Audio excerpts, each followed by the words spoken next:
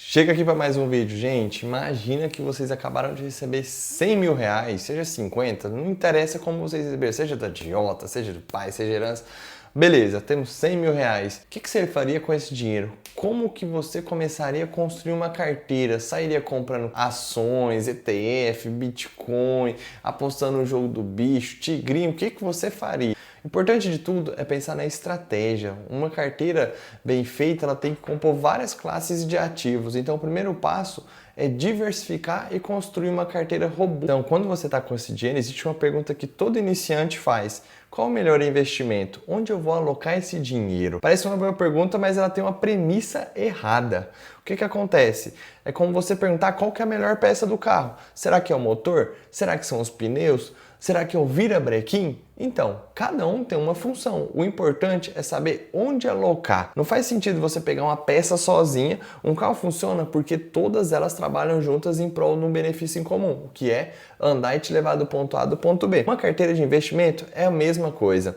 Nenhum investimento é bom ou ruim por si só. O importante é que o papel desempenha dentro da sua carteira. Então, se uma carteira é um sistema e como que esse sistema é construído?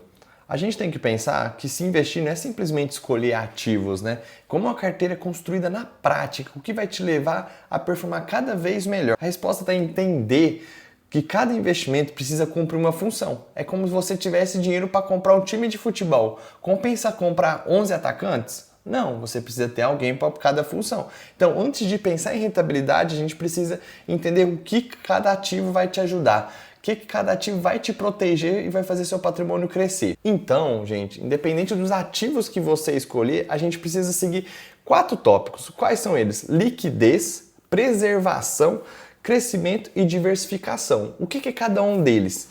Liquidez, primeiro você precisa ter o dinheiro disponível. O que seria ter esse dinheiro disponível? Não é para você ganhar mais.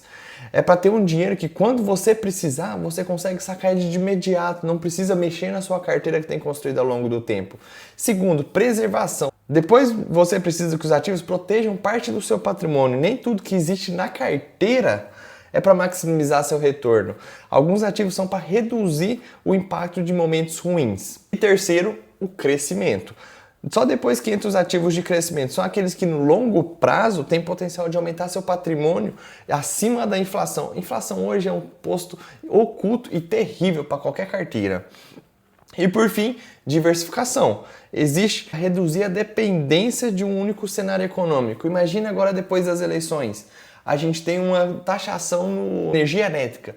Então aquele setor de energia elétrica ele vai ser muito afetado, mas vamos pensar que talvez você tem banco, isso segura a sua carteira. Agora que eu expliquei esses 4 tópicos, quais investimentos cumprem essas funções? Então, existe um erro aqui muito comum. As pessoas tratam investimento como se fossem objetivos, mas não. Eles não são, eles são ferramentas.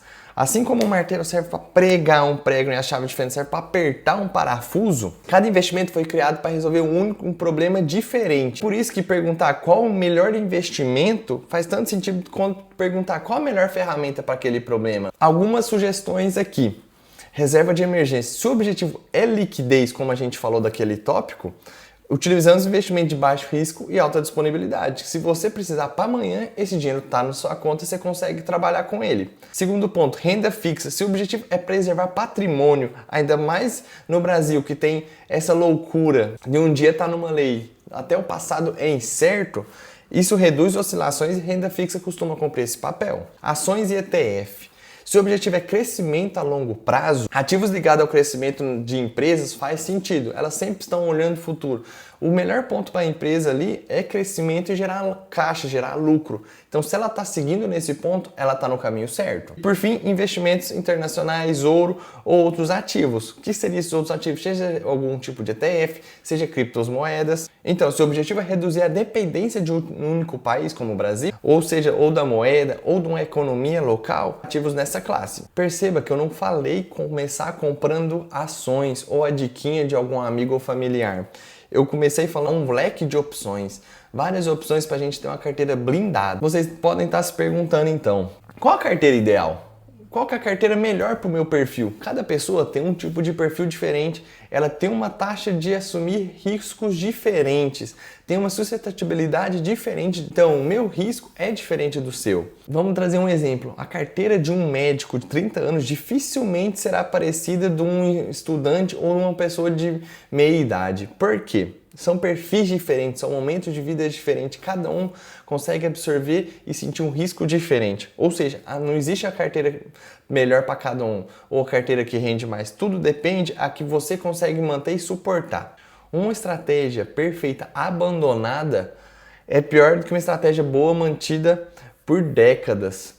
Ou seja, o maior retorno do investidor não vem da carteira perfeita, vem de uma combinação de fatores. Então, lembra daquele dinheiro que a gente falou do início? Que você acabou de receber uma bolada. Você pode esquecer tudo que a gente falou até aqui, mas a gente tem que pensar numa ideia central. Não construa uma carteira pensando no próximo mês. Construa pensando nos próximos 5, 10 anos.